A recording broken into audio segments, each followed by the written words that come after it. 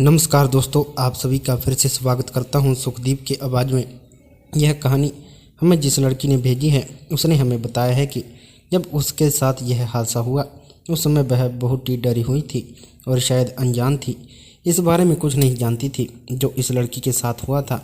शायद ऐसा तो आप लोग भी नहीं जानते होंगे। यह कहानी एक बांग्लादेशी लड़की की कहानी है जिसने यहाँ आने के बाद हमें अपनी कहानी सुनाई और उसकी कहानी हमें बहुत ही दिलचस्प लगी, तो सोचा कि हम आप लोगों के साथ भी एक कहानी ज़रूर शेयर करें ताकि आप लोग भी कहानी सुनने के बाद जान जाएं कि आखिर इस दुनिया में क्या क्या होता है। दोस्तों, कहानी में आगे बढ़ने से पहले अगर आपने हमारे चैनल को अभी तक सब्सक्राइब नहीं किया है तो चैनल को सब्सक्राइब करें। वीडियो अच्छी लगी हो तो वीडियो को लाइक करें और हाँ, कमेंट करके हम अपनी राय ज़रूर दें आपको हमारी कहानी कैसी लगी। इस दुनिया में बहुत ऐसे गाँव हैं जहाँ पर अजीब अजीब तरह के रिवाज होते हैं और शायद हम लोग गांव के ऐसे रिवाज को नहीं जानते क्योंकि हम गांव में नहीं रहते। तो चलिए सुनते हैं यह कहानी उसी लड़की की जुबानी। मेरा नाम रवीना है, मैं बांग्लादेश की रहने वाली हूँ। मेरे शहर का नाम बंदरबन था। मैं एक ऐसी लड़की थी जो बहुत चंचल थी, अपनी ज़िंदगी को अपने हिसाब से जीना जानती थी। मुझे मेरे मम्मी पापा हमेशा कहा करते थे कि अब तुम बड़ी हो रही हो, घर से ज़्यादा बाहर मत निकला करो, अपना ध्यान रखा करो। मगर मैं किसी की नहीं सुनती थी। मैं हमेशा वही करती थी जो मेरा मन किया करता था। कभी कभी माता पिता की भी बात ना मानने वाले बच्चों को भी बहुत बड़ा नुकसान उठाना पड़ता है। यह बात मुझे अपने साथ हुए हादसे के बाद पता चली थी क्योंकि मेरी अपनी मर्जी के मुताबिक चलना ही मेरे लिए बहुत भारी पड़ गया था। मैं जब 18 साल की हुई तो बाजार जाते समय मेरा टकराव एक लड़की के साथ हो गया था, एक ऐसी लड़की के साथ जिसने मोहब्बत करने लगी थी। वह भी मुझसे। उसके दिल में जो चल रहा था उसने कुछ दिनों बाद ही मुझे वह बता दिया था, मगर जो कि दिमाग में चल रहा था वह नहीं जानती थी। आखिरकार वह अपने दिमाग में मेरे लिए एक लंबी चौड़ी प्लानिंग बनाए हुए था। उसका नाम मुलाकात था। पहली मुलाकात में ही मुझे मोहब्बत हो गई थी। ना जाने क्यों वह मुझे अच्छा लगने लगा था। उसके बाद धीरे धीरे हम दोनों एक दूसरे से मुलाकात करने लगे, एक दूसरे से फ़ोन पर भी बात करने लगे। मुझे अपनी ज़िंदगी बहुत हसीन लगने लगी। अभी मेरी मुलाकात से मुलाकात हुई लगभग 1 महीना ही गुजरा था। वह मुझसे कहता था कि वह मेरे बिना नहीं रह सकता, मुझे कभी नहीं छोड़ सकता। उसने कहा कि वह जैसे तैसे मेरे साथ शादी करना चाहता है, मगर मैं इतनी जल्दबाजी में उसके साथ शादी कैसे कर सकती थी।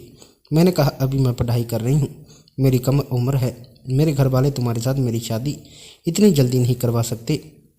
तो वह कहने लगा कि मेरे घर वाले तो मेरे लिए लड़की देख रहे हैं ना, अगर मेरी शादी कहीं और हो गई तो तुम सारी ज़िंदगी की मेरे बिना ही गुजारना। तुम इस तरह तो मुझे खो दोगी। देखो, मैं तुमसे पहले ही कह रहा हूँ, मेरी बात मान लो। मैं तुम्हें तुम्हारे घर से भगा कर ले चलता हूँ। हम दोनों अपनी ज़िंदगी कहीं अलग खुशी खुशी बसाएंगे। हम दोनों को वहाँ कोई जुदा नहीं कर सकता। मगर मैं उसकी बात मानने के लिए तैयार नहीं थी क्योंकि मैं इतना बड़ा कदम नहीं उठा सकती थी। मेरे परिवार में तो मुलाकात के बारे में कोई नहीं जानता था। मुलाकात मुझसे उन्होंने पूरे 7 साल बड़ा था। शादी में अभी समय लगता क्योंकि मुझसे बड़ी मेरी 2 बहनें और थी, एक भाई था। अभी उनकी भी शादी होनी थी, तो फिर मेरे घर वाले इतनी जल्दी मेरी शादी कैसे कर सकते थे। उधर मुलाकात मुझे बार बार फ़ोन करके धमकी दे रहा था कि मेरे घर वालों ने मेरा रिश्ता पक्का कर दिया है, जो मेरे साथ शादी करने के लिए तैयार नहीं है।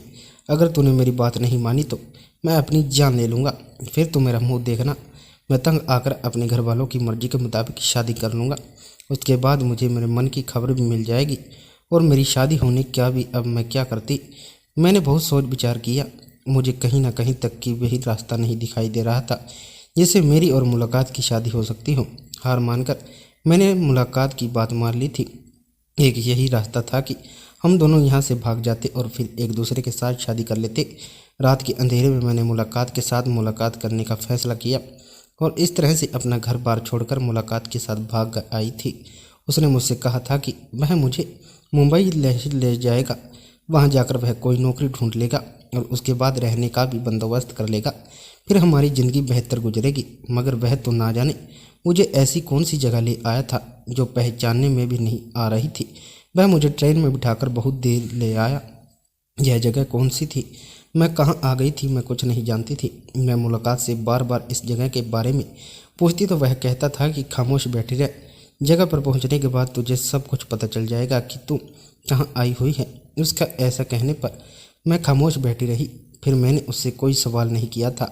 वह लगभग बहुत लंबा सफ़र तय करने के बाद मुझे दूसरे शहर राजस्थान ले आया था, जहाँ पर मुझे चारों तरफ रेत ही रेत दिखाई दे रहे थे। यहाँ पर ज़्यादातर रेगिस्तान की जगह थी। बहुत सारे रेगिस्तान से गुजरने के बाद वह मुझे राजस्थान से लगभग 8 किलोमीटर दूरी पर बने एक छोटे से गांव में ले आया था। यह गांव बहुत ही अजीब था। यहाँ आने के बाद मुझे ऐसा एहसास हो रहा था जैसे मैं बहुत पुराने ज़माने की दुनिया में आ गई हूँ। मैं इस जगह से बिल्कुल अनजान थी। मैंने जब यहाँ पहुँचने के बाद मुलाकात से पूछा कि यह कौन सी जगह है, तब उसने मुझे इस जगह के बारे में बताया था कि हम भारत आ गए हैं और यह जगह राजस्थान में है। तो उसकी बात सुनकर जैसे चौंक गई थी। मैंने उसे कहा, तुम तो मुझे भारत में स्थित मुंबई शहर लेकर जाने वाले थे, ये तो मुझे राजस्थान क्यों लेकर आ गई? वह कहने लगा, यहाँ पर मेरे कुछ रिश्तेदार रहते हैं, मैं तुम्हें उनसे मिलवाना चाहता हूँ। मैंने सोचा ना जाने यह मुझे कहाँ लेकर जाना चाहता है। मैं तो इस पर बहुत भरोसा करती थी, इसलिए इसके बारे में कुछ उल्टा सीधा सोच भी नहीं सकती थी। फिलहाल अपने घर वालों को तो मैं छोड़कर आ गई थी।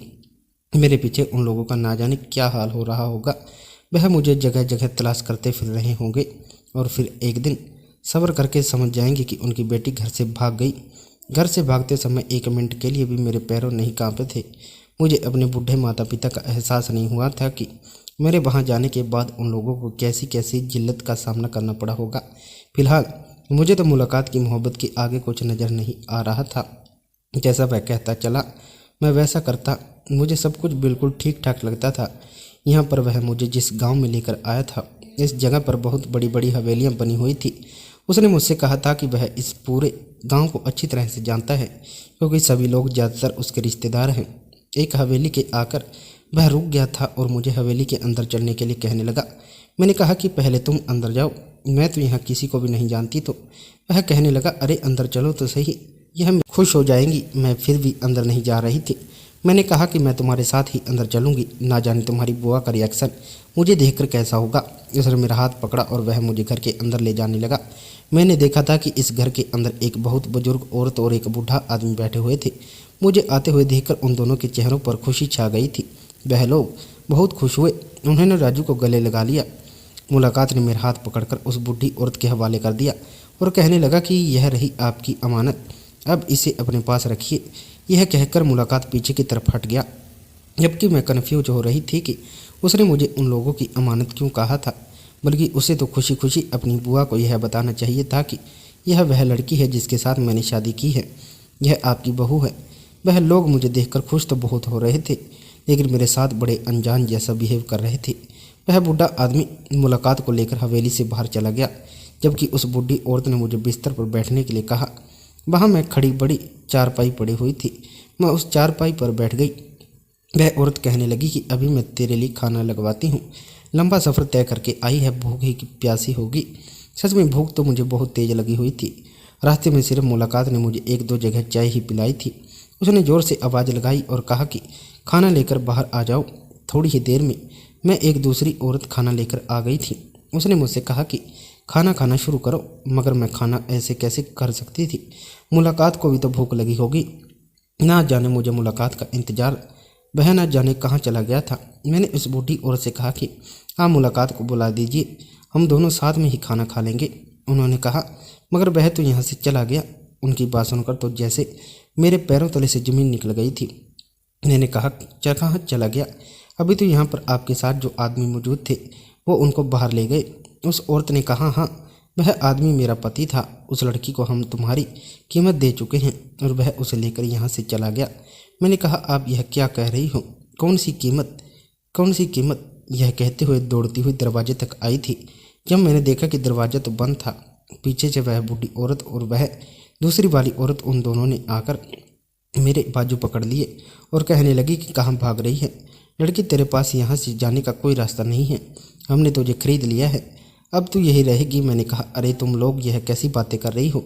मुलाकात को बुलाओ, मैं उसके साथ आई थी। तुम उसकी बुआ हो ना? उसने मुझे बताया तुम मेरे बारे में, मगर तुम यहाँ मेरे साथ कैसे सलूक कर रही हो? मैं ज़ोर ज़ोर से मुलाकात चिल्लाने लगी, मगर मुलाकात कहीं नज़र नहीं आ रहा था। मैं ज़ोर ज़ोर से फूट फूट कर रोने लगी। उन्होंने कहा कि रोने का अब कोई फ़ायदा नहीं, वह तुम्हें छोड़कर जा चुका है। देख, यहाँ पर इस तरह आने वाली एक तू ही लड़की नहीं है, बल्कि यहाँ ना जाने कितनी लड़कियाँ इसी तरह से आती हैं। अब परसों जब महीने की मंडी का बाजार लगेगा, तुझे वहाँ ले जाकर बेच दिया जाएगा और इस गांव का जो भी मर्द तुझे खरीदेगा उसके साथ तेरी शादी होगी और उसके साथ तू अपना घर भी बसाएगी। उस औरत की बातें सुनकर तो मेरे जैसे तैसे होश उड़ गए थे। मैंने कहा, ऐसा हरगिज नहीं होगा, मैं ऐसा कभी नहीं करूँगी। तुम लोगों ने मुझे क्या समझ रखा है? मैं चीखते हुए वहाँ से जाने लगी। जब उन्होंने मुझसे कहा कि देख, हम तुझसे पहले ही कह चुके हैं यहाँ से वापस जाने का कोई रास्ता नहीं है, तो बहुत दूर आ गई है। हमने सुना है कि तुम बांग्लादेश से आई है। बांग्लादेश तो बहुत दूर है, तू यहाँ से अपने घर कैसे जाएगी? नहीं जा सकती ना। अब जो भी जैसा भी है, यही तेरा घर है और यही तेरा गांव भी है। यहाँ तू अपने पति के साथ खुशी से रहना और अपने परिवार को भी आगे बढ़ाना। वैसे भी हमारे गांव की आबादी बहुत कम है, अगर तू यहाँ के लिए काफ़ी है। हमारे इस गांव में बेटियां पैदा होने पर लोग अपना मन उदास नहीं करते, बल्कि जश्न मनाते हैं। यह बात कहते हुए तो वह औरत बहुत खुश हो रही थी। मुझे तो अभी भी विश्वास नहीं हो रहा था कि मुलाकात मुझे धोखा देकर यहाँ से अकेला छोड़कर चला गया है। मैंने उस पर कितना भरोसा किया था, मैं उससे कितना प्यार करती थी। उसका मतलब यह था कि उसने मेरे साथ यह सब कुछ लगभग वह बूढ़ा आदमी 2 घंटे के बाद घर के अंदर आया था।